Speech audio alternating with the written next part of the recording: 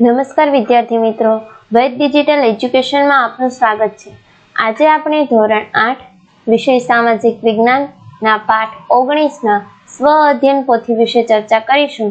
તો જો ચેનલમાં નવા હોય તો ચેનલને સબસ્ક્રાઇબ કરજો જેથી આવી તમામ માહિતી મળતી રહે।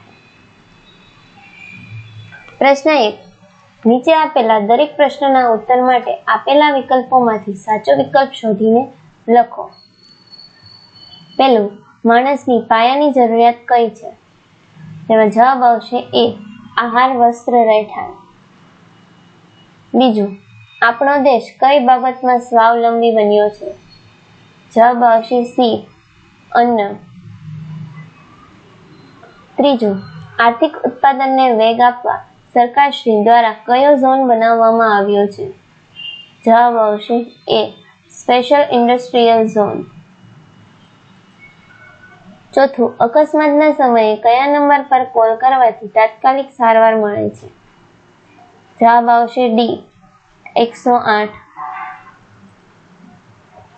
વિડીયોને આગળ વધારતા પહેલા આપણી એપ્લિકેશનની માહિતી લઈ લઈએ। પ્લે સ્ટોરમાં જઈને વૈદ ડિજિટલ એજ્યુકેશન નામની એપ્લિકેશન તમે અહીંથી ડાઉનલોડ કરી શકો છો। ત્યારબાદ આ પેજ ખુલતા તેમાં તમારો મોબાઈલ નંબર ડાયલ કરીને સેન્ડ OTP આપવાથી આ પેજ ખુલશે।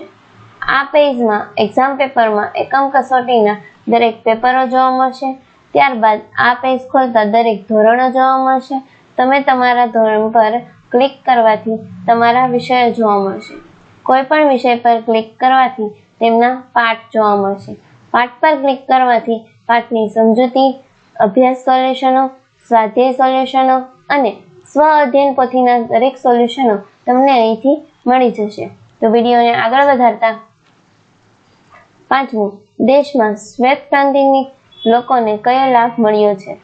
જવાબ આવશે A, દૂધ ઉત્પાદનમાં। છઠ્ઠું, સરકારની કઈ સુવિધાઓને કારણે બાળકો અને પ્રસૂતિની મૃત્યુની ઘટનાઓ ઓછી થઈ છે? જવાબ આવશે B, આરોગ્ય સુવિધા। સાતમું, તમારા ગામની સુવિધા માટે કોની જવાબદારી છે? જવાબ આવશે A, ગ્રામ પંચાયત। આઠમું, વિવિધ કુદરતી આપત્તિઓના સમયમાં સરકાર દ્વારા કઈ સુવિધા તાત્કાલિક પૂરી પાડવામાં આવે છે? જવાબ આવશે ઉપરોક્ત તમામ, એટલે પાણી અને ભોજન, સ્થળાંતર અને સલામતી। પ્રશ્ન 2, બંધ બેસતા જોડકા જોડો। પેલું, દૂધ ઉત્પાદન, તો જવાબ આવશે D, શ્વેત ક્રાંતિ।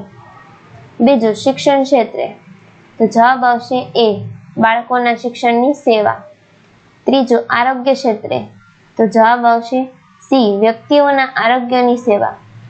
ચોથું, સામાજિક ક્ષેત્રે, તો જવાબ આવશે B, રોજગારીની સેવા। પ્રશ્ન 3, નીચેના પ્રશ્નોના જવાબ આપો। તમારા નગર ગામમાં સરકારશ્રીની વિવિધ યોજનાઓની કયા કયા કામો કરવામાં આવ્યા છે? તો તમારા ગામના કોર્પોરેટ સરપંચની મદદથી નોંધ કરો। તેમાં જવાબ આવશે પ્રધાનમંત્રી આવાસ યોજના દ્વારા ઘર વિહોણા લોકોને ઘર બનાવી આપવામાં આવ્યું છે। મનરેગા યોજના અંતર્ગત લોકોને રોજગારી આપવામાં આવે છે। સ્વચ્છ ભારત મિશન અંતર્ગત અમારા ગામમાં સાફ સફાઈનું કાર્ય પણ હાથ ધરવામાં આવ્યું છે। અમૃત સરોવર યોજના દ્વારા અમારા ગામમાં તળાવ બનાવવામાં આવ્યું છે। સખી મંડળ યોજના થકી મહિલાઓને આત્મનિર્ભર બનાવવામાં આવી છે। પ્રશ્ન 4, યોગ્ય શબ્દો વડે નીચેના વિધાનોની ખાલી જગ્યા પૂરો। પેલું, દરેક વ્યક્તિને આહાર, વસ્ત્રો અને રહેઠાણ સાથેની પણ જરૂર રોજગારી હોય છે। બીજું, સહકારી પ્રવૃત્તિઓ ખેતીના વિકાસ માટે કામ કરી રહી છે। ત્રીજું, સરકારની વિવિધ યોજનાઓથી લોકોનું જીવન ધોરણ ઊંચું આવે છે। ચોથું, સરકાર આવકના સ્ત્રોત તરીકે કર ઉઘરાવે છે। પાંચમું, સરકાર ઓછી આવક ધરાવતા પરિવારોને વાજબી ભાવની દુકાનોમાંથી સસ્તા ભાવે જરૂરી અનાજ, તેલ, ખાંડ જેવી સામગ્રી આપે છે। પાંચમું, પ્રશ્ન 5, નીચે આપેલા વિધાનોના ખોટા શબ્દોને છેકી નાખો અને વિધાનને સાચું બનાવો। પેલું, કૃષિ ક્ષેત્ર પરિવર્તન આવવાના અન્નના ઉત્પાદનમાં આપણે સ્વાવલંબી બન્યા છીએ। બીજું, કૃષિ ક્ષેત્રે પરિવર્તન આવતા અન્નના ઉત્પાદનમાં આપણે સ્વાવલંબી બન્યા છે. ત્રીજું, ભારતીય બંધારણમાં વંચિત વર્ગોની યાદી પરિશિષ્ટમાં આપવામાં આવી છે. ચોથું, આરોગ્યની સુવિધાઓને કારણે બાળકો તેમજ પશુઓના મૃત્યુની ઘટનાઓ ઘટી છે. પાંચમું, રોજિંદી સેવા આપવા સરકાર જે ખર્ચા કરે છે તેમાં નફો રાખવાનો આશય હોતો નથી. પ્રશ્ન 6, નીચેના પ્રશ્નોના જવાબ આપો.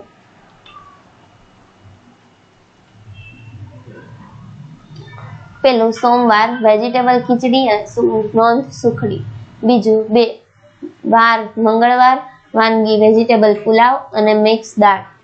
ત્રીજું, બુધવાર મુઠિયા અને શાક નોંધ કઠોળ ચાટ. ચોથું, ગુરુવાર વેજીટેબલ પુલાવ નોંધ કઠોળ ચાટ. પાંચમું, શુક્રવાર વાનગી દાળ ભાત નોંધ મુઠિયા. છઠ્ઠું, શનિવાર દાળ ઢોકળી અને ફ્રૂટ ડીશ. પ્રશ્ન 7, નીચેના પ્રશ્નોના જવાબ આપો. તમારી પ્રાથમિક શાળામાં શિક્ષણ ક્ષેત્રે કયા કયા કામો કરવામાં આવ્યા છે તેની નોંધ શિક્ષકની મદદ દ્વારા કરો. વિડીયોને પોઝ કરીને વાંચી શકો છો.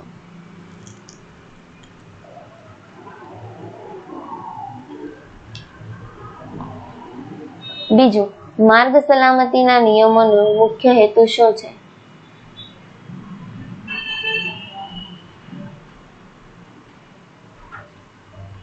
ત્રીજું, માર્ગ સલામતી સંદર્ભે મીડિયાની ભૂમિકા સમજાવો.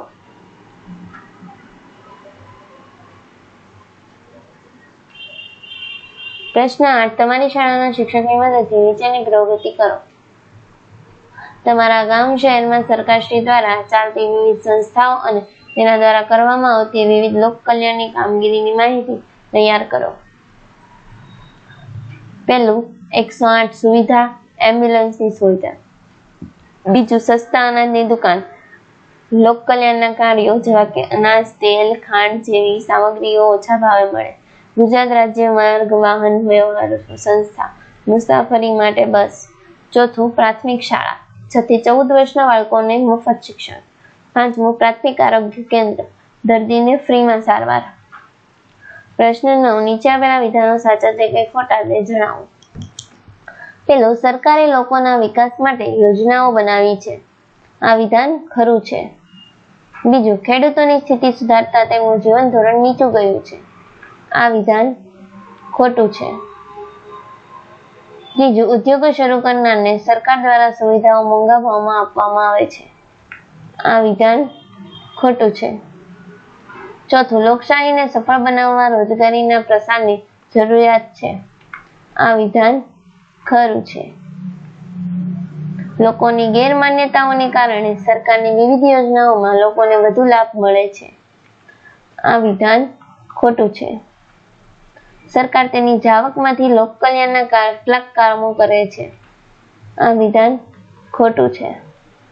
સાતમું, ડ્રાઇવિંગ સમયે મોબાઈલનો ઉપયોગ કરવો યોગ્ય છે. આ વિધાન ખોટું છે.